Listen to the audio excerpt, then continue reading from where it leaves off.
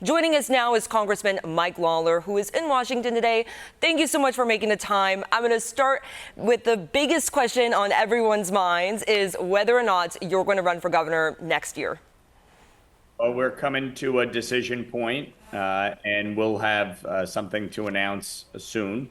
There's no question that New Yorkers deserve a choice next year, and Republicans have to run a strong campaign to provide that choice and let New Yorkers decide about the direction of the state. One-party Democratic rule in Albany has created a mess. We have the highest tax burden in the country, the worst business climate. We lead the nation in outmigration. And frankly, that's only going to be accelerated by a Mayor Mamdani. You have an avowed socialist who supports defunding the police, who wants to prevent ICE from deporting criminal aliens, who wants to provide free everything to everyone by raising taxes on businesses, and driving people out of the state even further. And New Yorkers really deserve a clear contrast between the policies that have been put forth by the Democrats in Albany and New York City and how we're actually going to fix this state. Regardless of my decision, ultimately, we're going to need a strong candidate. And so, we're working through that process. I know others are as well. And we'll make a decision very, very soon. So I want to get your take on the primary. Do you think a candidate like Zohran Mamdani, if he were to win the election, do you think that could possibly help Republicans in the governor's race next year, maybe some state legislative races next year? Well, I think there are a few simple truths. Number one, it would be very good for Republicans politically. To have an avowed socialist as mayor of the largest city in America, the financial capital of the world, that will not go well for Democrats. The problem is politics is the least of it. The fact is this would be a disaster for New York City. It would be a disaster for the state. And it's something that Republicans, Democrats, independents have to come together this November and prevent. The idea that you would have a avowed socialist who just the other night on television was asked, do you support capitalism? And he said no. The fact is you have somebody who has openly talked about arresting foreign leaders who come to New York, whether it be for the UN or any other reason. This would be an absolute disaster for New York. And frankly, what you already see from my Democratic colleagues, they don't know what to do. Kathy Hochul doesn't know whether or not she endorses them. Kirsten Gillibrand says, oh, I vote in Albany. I don't know. I mean, they got to show some leadership here and push back against this insanity, or you're not going to have a city.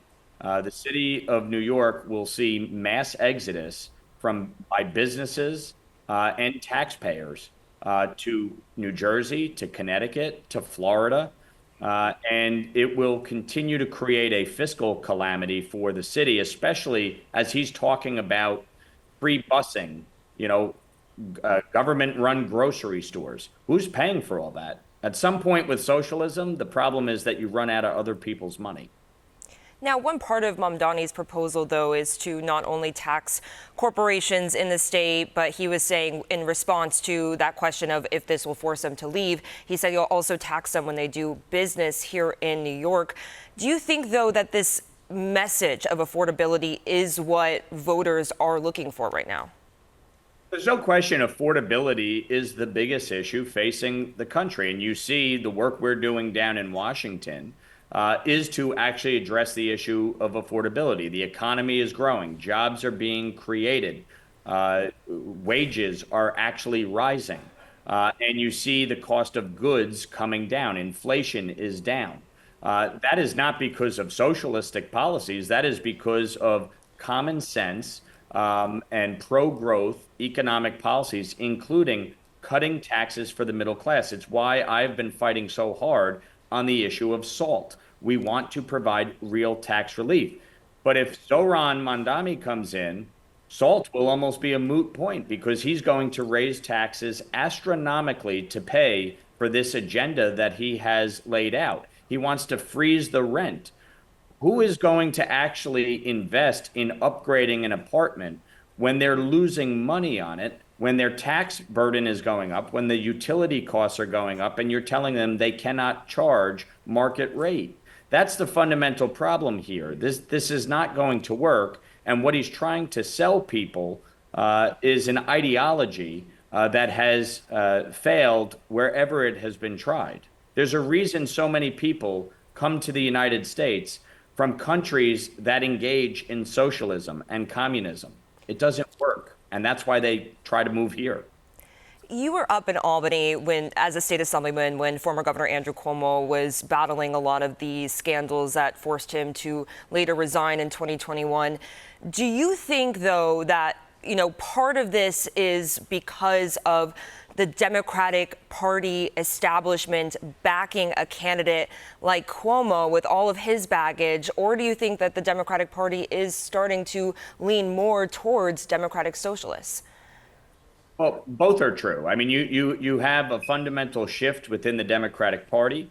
Since AOC got elected in 2018, defeating Joe Crowley in a primary, you've seen this rise of candidates that are part of the DSA that promote these policies and ideas, and they're winning seats. And ultimately, what you saw in this election was a deeply flawed candidate in Andrew Cuomo, who signed cashless bail into law, who signed congestion pricing into law, who made New York a sanctuary state, who banned natural gas and shut down Indian Point.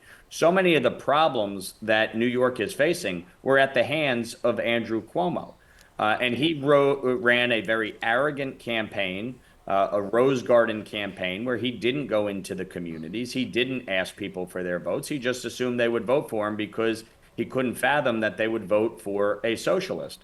But Zoran is a very charismatic person, a very hardworking candidate. And he went out into the community and he built a grassroots campaign. And so what you saw was kind of a happy warrior versus somebody who is angry and jaded and people don't like. And you saw the result, especially when all of the other Democratic candidates made clear in ranked choice, don't rank Cuomo. And so that ultimately led to his downfall. And, we see the results. But you see Democrats freaking out over the prospects of having to run with or affiliate with a openly socialist candidate. And you already saw some of my congressional Democratic colleagues pushing back because they don't want to run with him, moving forward as mayor of New York City. And last question for you, Congressman. Congresswoman Elise Stefanik is also openly weighing a run for governor next year. She reportedly could be making announcements soon on this. If she does run, would you run in a primary against her? Look, we're both going through our process, and I've known Elise a very long time. I was executive director of the state Republican Party when she first ran for Congress. We get along very well. We're both going through our own process, and we'll make our decision in short time. The bottom line is we need a strong candidate, and we're going to have to take the fight to Kathy Hochul, who is the most feckless, incompetent governor in the country and has run New York into the ground. And so New Yorkers deserve a choice. They deserve a stark contrast on ideas, on substance, and on presentation. And I think whether it's Elise or myself, either one of us will be able to put forth a very strong message and campaign and give New Yorkers a real choice to save our state.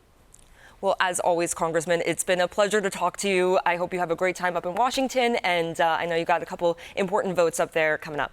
Thank you. Thanks, Morgan.